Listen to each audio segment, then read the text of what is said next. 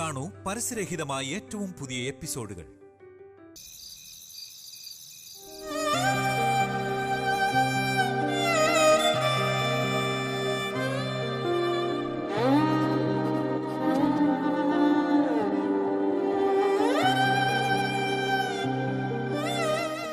പറ്റില്ലെന്ന് പറഞ്ഞ് ഞാൻ ജീവനോടെ ഉണ്ടാവില്ല. മറ്റന്നാൾ കാലത്ത് 9:30 മണിക്ക് ഒരു നല്ല മുഹൂർത്തം ഉണ്ട് കൗസല്യാമ്മ. മറ്റന്നാളത്തെ മുഹൂർത്തം തന്നെ ആയിക്കോട്ടെ.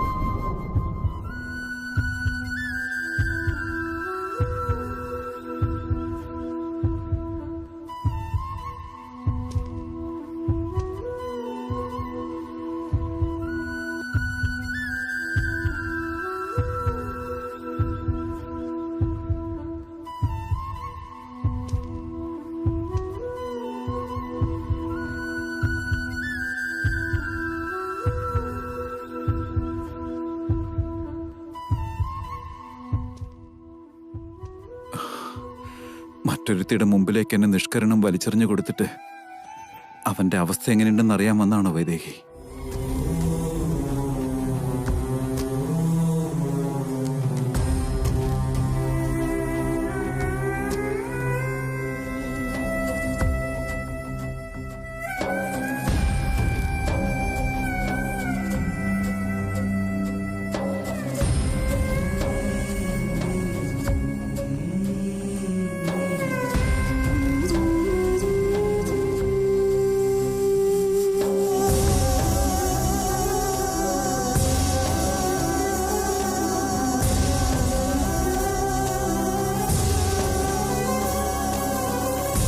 നീ എന്താ എന്നെ ഇങ്ങനെ നോക്കുന്നേ? നിന്നെ കാണാതെ തന്നെ നീ എന്റെ പുറകിൽ വന്നത് ഞാനെങ്ങനെ അറിഞ്ഞെന്നാണോ? നീ എന്റെ പരിസരത്ത് എവിടെയുണ്ടെങ്കിലും നിന്റെ സാന്നിധ്യം എന്റെ ഹൃദയം എന്റെ ചെവികളിൽ മന്ത്രിക്കും.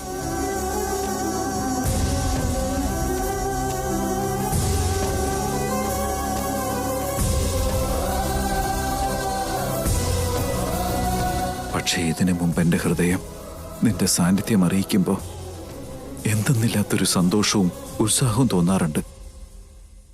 പക്ഷെ ഇന്ന് ആ ഹൃദയമിടിപ്പ് കേൾക്കുമ്പോ വല്ലാത്തൊരു പിടച്ചിലാണ്.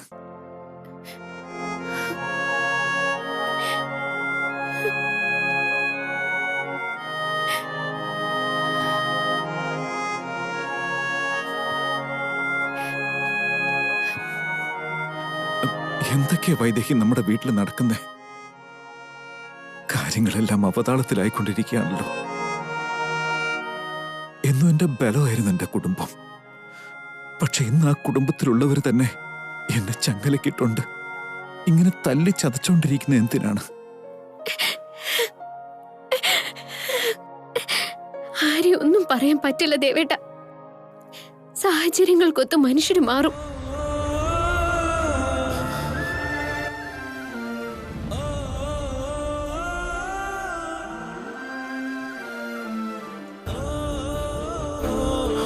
അത് സത്യ. സാഹചര്യങ്ങൾക്കൊത്തെല്ലാവരും മാറും. മാളവികയ്ക്ക് എന്നെ കല്യാണം കഴിക്കണമെന്ന് തോന്നാൻ ഏത് സാഹചര്യമാണ് കാരണമായതെന്ന് എനിക്കറിയാം. അമ്മ മാളവികയെ കല്യാണം കഴിക്കണമെന്ന് പറഞ്ഞ് എന്നെ ഭീഷണിപ്പെടുത്താൻ മാത്രം കാരണമായ സാഹചര്യം എന്താണെന്നും എനിക്ക് മനസ്സിലാവുന്നുണ്ട്.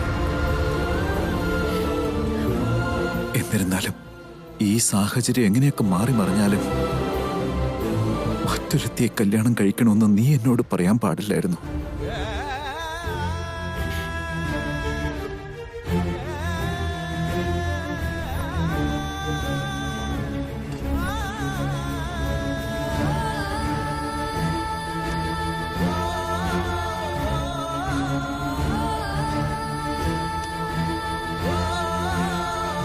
ഇപ്പോഴത്തെ നമ്മുടെ അവസ്ഥ എന്താണെന്ന് നിനക്ക് മനസ്സിലാവുന്നുണ്ടോ? കല്യാണം കഴിഞ്ഞ് കുറെ കാലം ഒന്നിച്ച് ജീവിക്കാൻ പറ്റാതെ അകന്ന് കഴിയേണ്ടി വന്നു.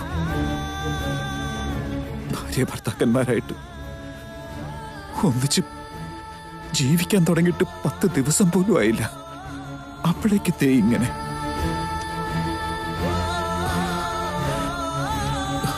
ഇങ്ങനെ ഒരു കല്യാണം നടന്ന നമുക്കിനി ഒന്നിച്ച് ജീവിക്കാൻ കഴിയുമെന്ന് പോലും എനിക്ക് പേടി തോന്നുക.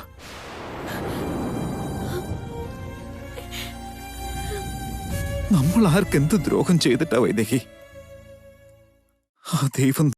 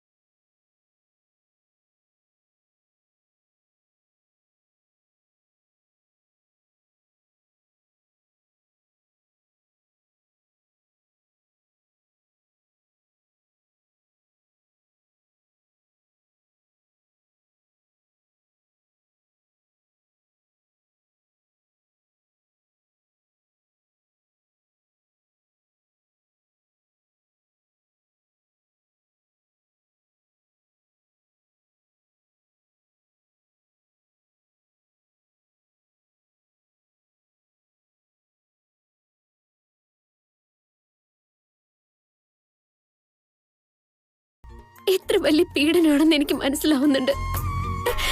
എന്നാലും മറ്റു മാർഗമൊന്നുമില്ലല്ലോ. ഞാൻ ഈ കല്യാണത്തിന് സമ്മതിച്ചില്ലെങ്കിൽ അമ്മയ്ക്ക് എന്തെങ്കിലും സംഭവിക്കുമെന്നുള്ള പേടി കൊണ്ട് മാത്രമല്ലേ നീ നിർബന്ധിച്ച് എന്നെ കൊണ്ട് ഇതിന് സമ്മതിപ്പിച്ചത്? അമ്മയുടെ നന്മയെപ്പറ്റി ചിന്തിച്ചത് നല്ല കാര്യം തന്നെയാ. പക്ഷേ ഒരാവേശത്തിൽ അമ്മ അങ്ങനെയൊക്കെ തീരുമാനിച്ചെങ്കിലും പിന്നീട് എന്നെ മനസ്സിലാക്കുമെന്നൊരു പ്രതീക്ഷ എനിക്കുണ്ടായിരുന്നു വേദേഹി. സോ ഈ സമയം വരെ ഞാൻ പ്രതികരിക്കാഞ്ഞതും അതുകൊണ്ടാ. പക്ഷെ നീയാണ് എടുത്തു ചാടി ഇങ്ങനൊരു തീരുമാനത്തിലേക്ക് എത്തിച്ചത്. നമ്മുടെ ജീവിതം എന്തായി തീരുന്നുള്ള ചിന്ത എന്തുകൊണ്ട് നിനക്കുണ്ടാവാഞ്ഞേ?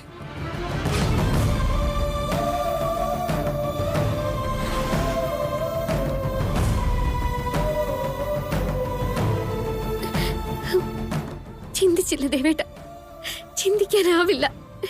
ദേവേട്ടനോളം ധൈര്യമൊന്നും ഇക്കാര്യത്തിൽ എനിക്കുണ്ടായില്ല. എന്തെങ്കിലും പറ്റി അമ്മയെ നമുക്ക് നഷ്ടപ്പെട്ടു പോയാലോ ഒന്ന്. അതിന് ദേവേട്ടൻ കാരണമായി ആ പഴിയും കൂടി ചുമക്കേണ്ടി വന്നാലോ എന്ന് പേടിച്ചു പോയി ദേവേട്ട. അതുകൊണ്ടാ ഞാൻ നിർബന്ധിച്ചത്. ഇപ്പൊ കണ്ടില്ലേ നമ്മുടെ അമ്മ എത്ര സന്തോഷത്തിലാന്ന്. ഇനി ദേവേട്ടനെ ആരും പഴി പറയില്ല. എനിക്കത് മാത്രം മതി.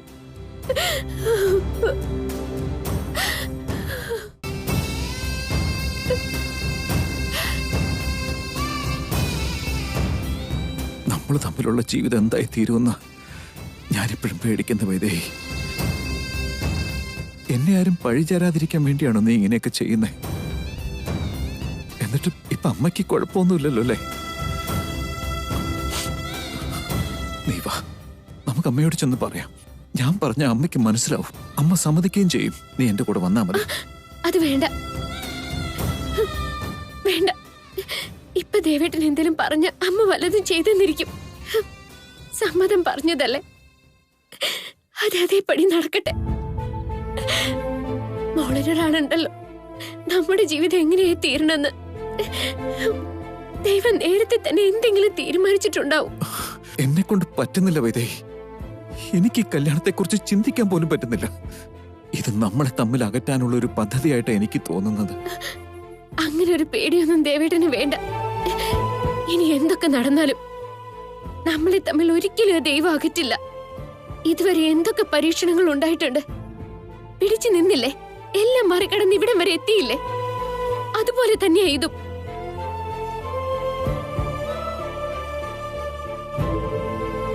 നമ്മൾ എന്നും ഒന്നിച്ചുണ്ടാവും. എന്ത് വേണമെങ്കിലും നടക്കട്ടെ ദേവേട്ട. ആരെവിടെ വേണമെങ്കിലും കയറിയിരിക്കട്ടെ. എല്ലാം കഴിഞ്ഞ് നമ്മൾ മാത്രമേ ഉണ്ടാവുള്ളൂ.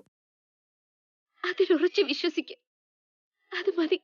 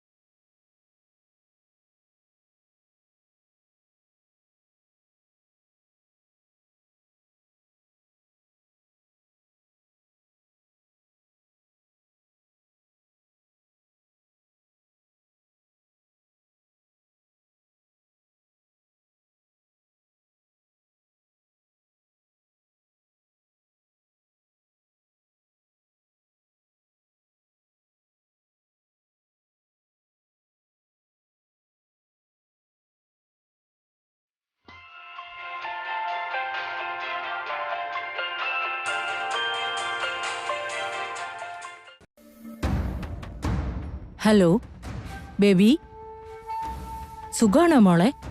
അവിടെയെല്ലാം ഓക്കെ അല്ലേ? ഓക്കെ അല്ലേന്ന് ചോദിച്ചാൽ ഒരു ഒന്നൊന്നര ഓക്കെയാ, ഡബിൾ ട്രിപ്പിൾ ഓക്കെ. അത്രയ്ക്ക് എന്താ ബേബി അവിടെ സംഭവിച്ചത്? എന്തെങ്കിലും ഗുഡ് ന്യൂസ് ഉണ്ടോ? ആസ്തി നമ്മുടെ പേരിലേക്കാക്കാൻ വീണ്ടും തീരുമാനമായോ? ആസ്തി എഴുതി തരുന്നതല്ല അമ്മേ, അതിനേക്കാളും വലിയൊരു ഗുഡ് ന്യൂസ് ഉണ്ട്. മോനെ തന്നെ എനിക്ക് എഴുതി തരാൻ തീരുമാനിച്ചു.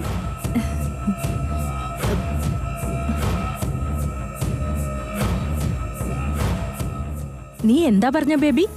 സത്യാണോ? സത്യാണമ്മേ. ചെറുപ്പത്തിലെ താലി കെട്ടിയെന്ന ഒരൊറ്റ നുണയുടെ ബലത്തിലാ ഞാൻ ഇവിടെ കേറി പറ്റിയത്. ഇപ്പതേ അത് സത്യമാവാൻ പോവാ. സ്വന്തം ബന്ധങ്ങളെല്ലാം വിളിപ്പിച്ച് എന്റെയും ദേവന്റെ കല്യാണം നടത്താൻ പോവാ. Super baby. അതെങ്ങാനും നടന്നു കിട്ടിയാ നമ്മൾ നമ്മുടെ ലക്ഷ്യത്തിൽ എത്തിച്ചേരും. എന്നാലും ഇനി എന്താ അമ്മേ ഒരു എന്നാലും ഒക്കെ? ഇത് നടക്കുന്നുള്ളതിൽ ഒരു സംശയവും വേണ്ട. എല്ലാം തീരുമാനിച്ചുറപ്പിച്ചു കഴിഞ്ഞു. ഞാൻ പറയുന്നത് മുഴുവനും കേക്കുമോളെ. ഈ കല്യാണത്തിന് ദേവൻ സമ്മതിക്കുവോ? വൈദേഹി ഇതിന് അനുവദിക്കുവോ? അവള് തന്നെ നടത്തി തരുന്നേ. വേറൊരു ഷോക്കിംഗ് ന്യൂസ് കൂടി പറയട്ടെ. വൈദേഹി പറഞ്ഞതുകൊണ്ടാണ് ദേവൻ താലി കെട്ടാൻ സമ്മതിച്ചത്. എന്ത്? നേരാണോ? അതെ അമ്മേ. ഒരടിപൊളി സ്കെച്ച് ഞാൻ അങ്ങ് ഉണ്ടാക്കി. അത് ഗംഭീരായിട്ട് വർക്കൗട്ട് ആവുകയും ചെയ്തു.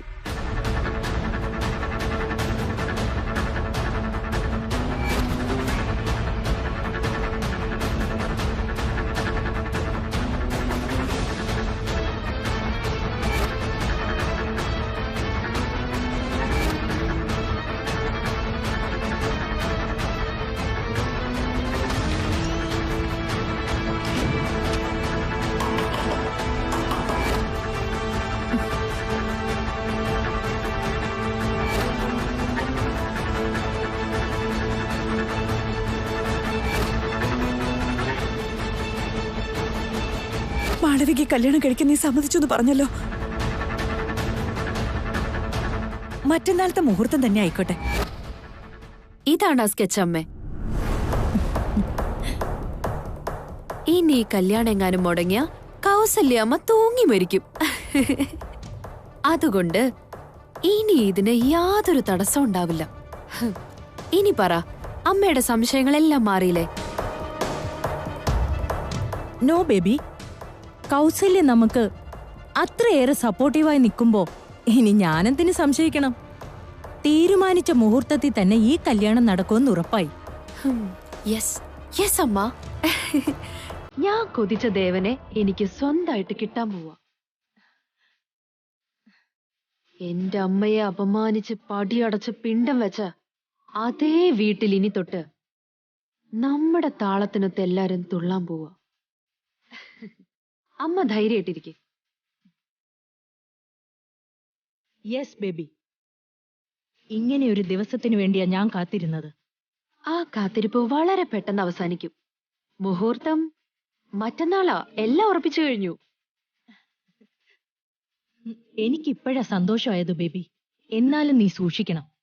വൈദേഹിയെ നീ അത്ര നിസാരമായിട്ട് കരുതണ്ട. ഇനി പേടിക്കാനൊന്നുമില്ല അമ്മേ. എല്ലാം നമ്മുടെ കൈക്കുള്ളിലായി കഴിഞ്ഞു. കല്യാണം കഴിഞ്ഞെന്ന് കരുതിക്കോ. ബാഗും പാക്ക് ചെയ്ത് അമ്മ റെഡി ആയിട്ടിരുന്നോളൂ കേട്ടോ. കല്യാണം കഴിഞ്ഞതും നമ്മൾ ആരാണെന്നുള്ളത് ദശരഥ രാമവർമ്മ അറിയണം. അമ്മ ഇവിടെ ഭരിക്കാൻ എത്തണം. ശരി ബേബി, എന്നാ ഞാൻ ഫോൺ വെക്കുക. ഓക്കെ അമ്മ, ബൈ. ദശരഥ രാമവർമ്മേ, ഒരിക്കൽ നീ എന്റെ അമ്മയെ ഇവിടെ നിന്ന് അപമാനിച്ച് തല്ലി ഇറക്കിയതിന്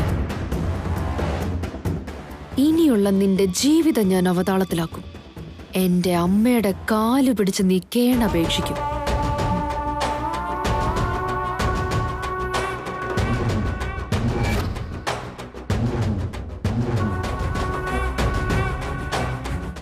ദശരഥ രാമവർമ്മേ, ഒരിക്കൽ നീ എന്നെ അപമാനിച്ചതിന് പലിശ സഹിതം തിരിച്ചു തരാൻ ഞാൻ അങ്ങോട്ടേക്ക് വരുന്നുണ്ട്. തയ്യാറായി ഇരുന്നു.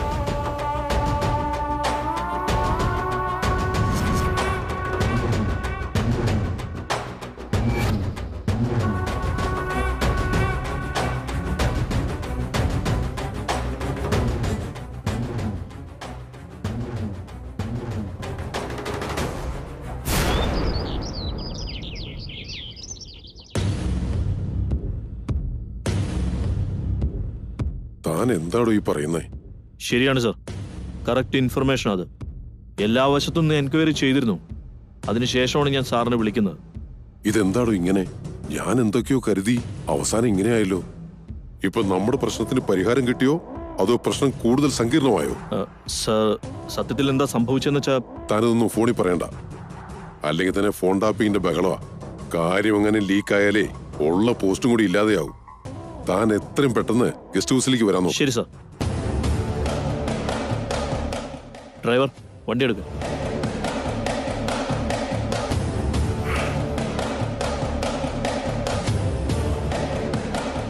ഇങ്ങനെ ഒരു ടെസ്റ്റ് ഞാൻ ഒട്ടും പ്രതീക്ഷിച്ചതായിരുന്നില്ല. ഇനിയിപ്പോ എന്താ ഇതിനൊരു പോകാൻ?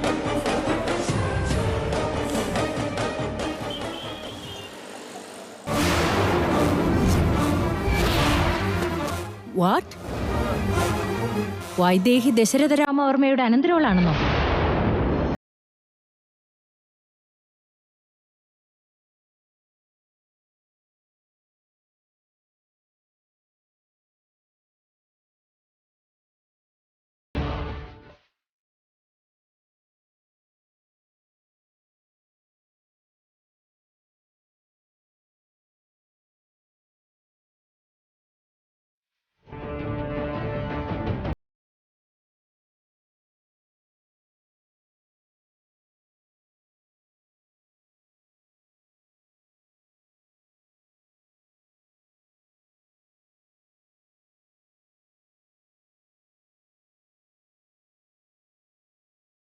നോ, അങ്ങനെ വരാൻ ഒരു സാധ്യതയില്ലല്ലോ. എനിക്കിത് വിശ്വസിക്കാൻ പറ്റില്ല. വൈദേഹി ജനകരാമവർമ്മയുടെ മകളല്ലേ? മാഡം, അയാളുടെ മകള് തന്നെയാ, പക്ഷെ സ്വന്തം മകളല്ല, എടുത്തു വളർത്തിയതാ.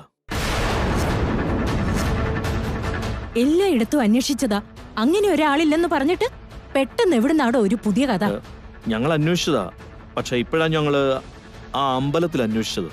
അവിടുന്ന് ആ കാര്യങ്ങളൊക്കെ അറിഞ്ഞത്. 20 വർഷങ്ങൾക്ക് മുമ്പ് ഈ വൈദേഹി അവിടെ ഉപേക്ഷിച്ചു പോകുമ്പോ ജനകരാജവർമ്മയാ എടുത്തു വളർത്തിയത്. എന്നുവെച്ചാ ദശരഥ രാമവർമ്മയുടെ അനന്തരവള് ചെറുപ്പത്തിൽ ഉപേക്ഷിക്കപ്പെട്ട് എവിടെയോ വളർന്ന് അവസാനം ദശരഥ രാമവർമ്മയുടെ മരുമകളായി തിരിച്ചെത്തി. ജനകരാമവർമ്മയ്ക്ക് അമ്പലത്തിൽ നിന്ന് കിട്ടിയത് മറ്റാരെങ്കിലും ആയിക്കൂടുന്നില്ലല്ലോ. ദശരഥ രാമവർമ്മയുടെ അനന്തരവളാണെന്നുള്ളതിന് പ്രൂഫ് എന്താ? ആ പെൺകുട്ടിയുടെ DNA ടെസ്റ്റ് വരെ നടത്തി കൺഫേം ചെയ്തിട്ടാണ് കാര്യം ഇവരെ നമ്മളെ അറിയിച്ചത്. ചന്ദ്രിക, വൈദേഹി തന്നെയാണ് ദശരഥ രാമവർമ്മയുടെ അനന്തരവള്. ഇനിയിപ്പം നമ്മൾ നോക്കേണ്ടത് ഈ സത്യം കാരണം നമ്മുടെ പദ്ധതിക്ക് വല്ല പ്രശ്നം ഉണ്ടാവുമെന്നാണ്. പ്രശ്നം ഉണ്ടാവുക മാത്രമല്ല, എല്ലാം അതോടെ കൊളാപ്സ് ആയി പോവില്ലേ? ഇനിയൊരു പക്ഷെ കല്യാണം കഴിഞ്ഞ ശേഷം സത്യം പുറത്തു വന്നാലും എന്റെ മോളെ അവരെല്ലാരും കൂടി തല്ലി പുറത്താക്കും. ഇത്രയും കാലം ഞാൻ കണ്ട സ്വപ്നം ചീട്ടുകൊട്ടാരം പോലെ തകർന്ന വീടില്ലേ മന്ത്രി സാറേ? മാഡം, നമ്മള് അത്രയ്ക്ക് അങ്ങ് ടെൻഷൻ അടിക്കേണ്ട കാര്യമുണ്ടോ? ഇത്രയും വർഷങ്ങളായിട്ട് നമ്മൾ അന്വേഷിച്ചിട്ട് സത്യം എന്താണെന്ന് ഇന്നാ നമ്മൾ അറിയുന്നത്. അവരിതൊന്നും അറിയാൻ പോണില്ല. സത്യത്തിനൊരു സ്വഭാവമുണ്ട്. നമ്മൾ അതിനെ തപ്പി നടക്കുമ്പോൾ അത് നമ്മുടെ മുന്നിൽ തെളിയില്ല. പക്ഷെ കാലോ നേരോ ഒത്തുവരുമ്പോ തന്നെ താനെ പുറത്തു വരും. ആ സത്യം പുറത്തെറിഞ്ഞാൽ നമ്മുടെ അവസ്ഥ എന്താവും?